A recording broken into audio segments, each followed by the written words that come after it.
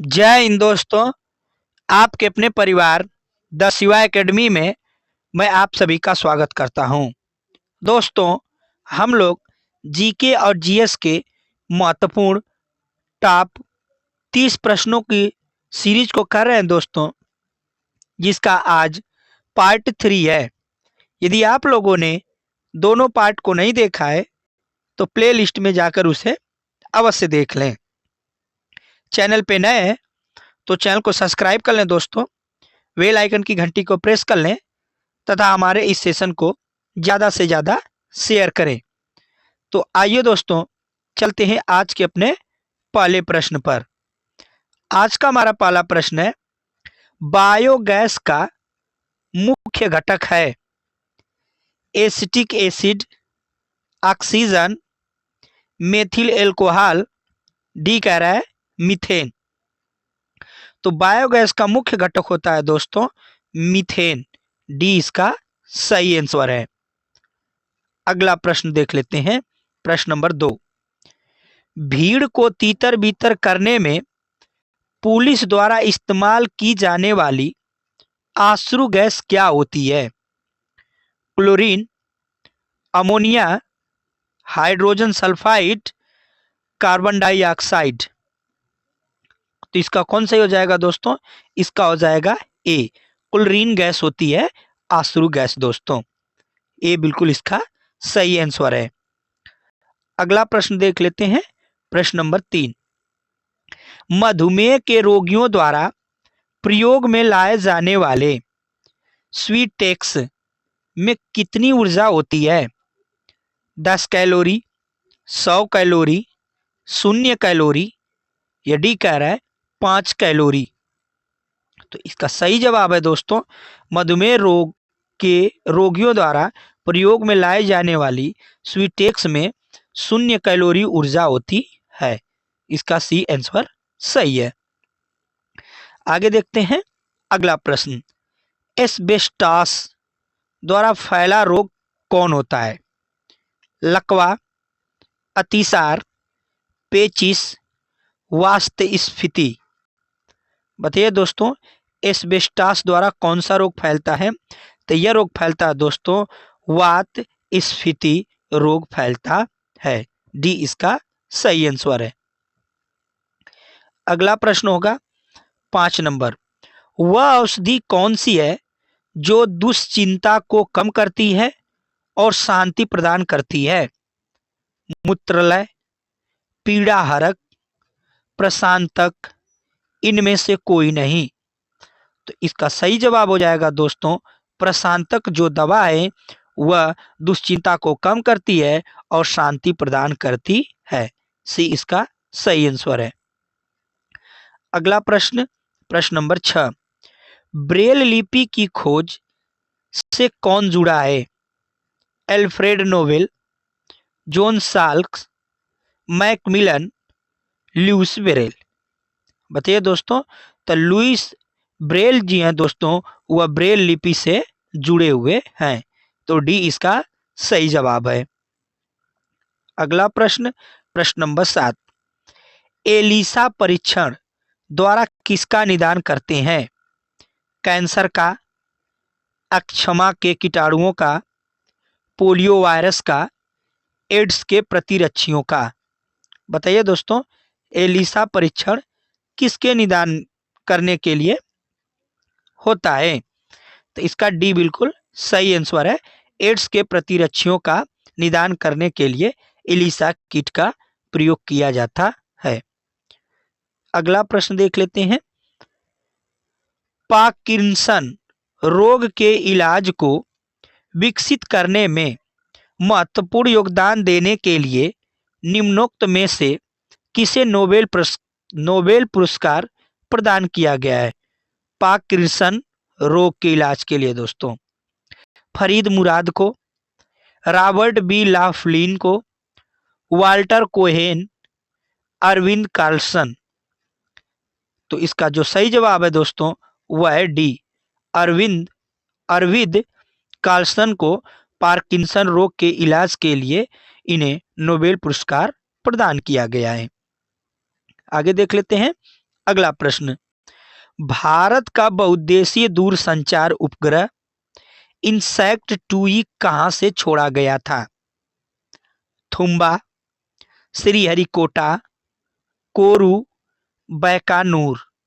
बताइए दोस्तों, यह कहां से छोड़ा गया था? जो कह रहा है इनसैट 2E उपग्रह कहां से छोड़ा गया था? तो यह छोड़ा गया था दोस्तों कोरू से। कहां से छोड़ा गया था? कोरू से यह छोड़ा गया था। अगला प्रश्न, प्रश्न नंबर 10, ग्रीन हाउस प्रभाव के लिए मुख्यतः जिम्मेदार वायुमंडलीय गैस कौन सी है?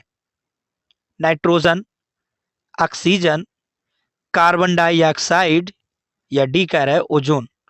बताइए दोस्तों, कौन जिम्मेदार है ग्रीन हाउस प्रभाव के लिए? तो इसका जो सही जवाब है दोस्तों वह है सी, कार्बन डाइऑक्साइड। अगला प्रश्न, प्रश्न नंबर 11, निम्नलिखित में से कौन सी गैस सबसे अधिक विषाक्त है? Chlorine, carbon dioxide, carbon monoxide, sulphur dioxide. तो इसका हो जाएगा मेरे दोस्तों सबसे विषाक्त जो गैस है, विषैली जो गैस है दोस्तों, वह कार्बन मोनोऑक्साइड है। सी इसका सही जवाब है।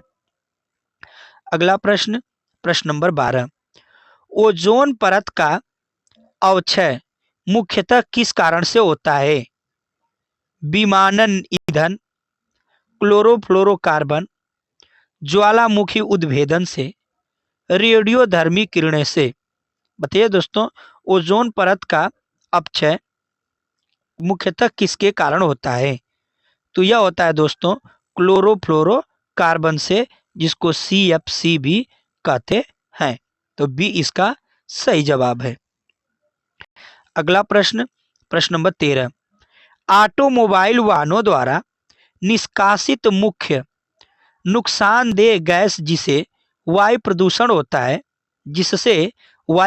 होता है निम्नलिखित में से कौन सी है? Methane, carbon dioxide, ozone gas, carbon monoxide. बताइए दोस्तों, तो इसका कौन सही हो जाएगा? तो इसका हो जाएगा डी, कार्बन मोनोऑक्साइड होती है जो ऑटोमोबाइल वाहनों द्वारा सबसे खतरनाक गैस निकलती है जो वायु को प्रदूषण करती है। तो यह है कार्बन मोनोऑक्साइड। अगला प्रश्न, प्रश्न नंबर 14, निम्न में से कौन पौधा घर प्रभाव पर ज्यादा असर डालता है? करें, इनमें से कौन पौधा घर प्रभाव पर ज्यादा असर डालता है? कार्बन मोनोऑक्साइड, कार्बन डाइऑक्साइड, जल वाष्प, ओजोन। तो इसमें सबसे ज्यादा जो असर पड़ता है दोस्तों वह जल वाष्प का पड़ता है। तो 14 का सी बिल्कुल सही जवाब है।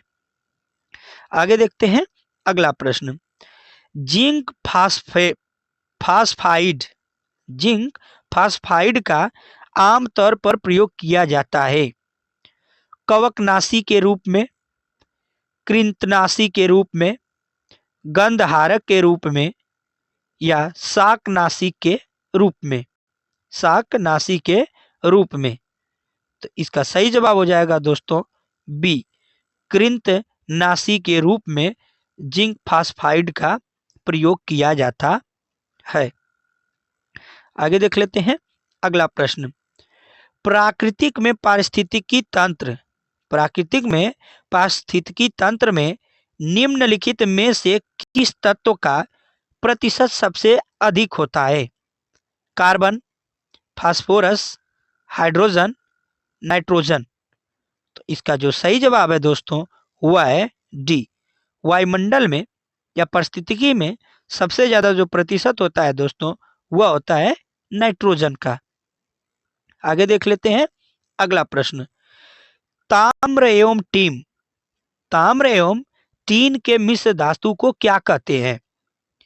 ड्यूरालुमीन, कांसा, सोल्डर, पीतल।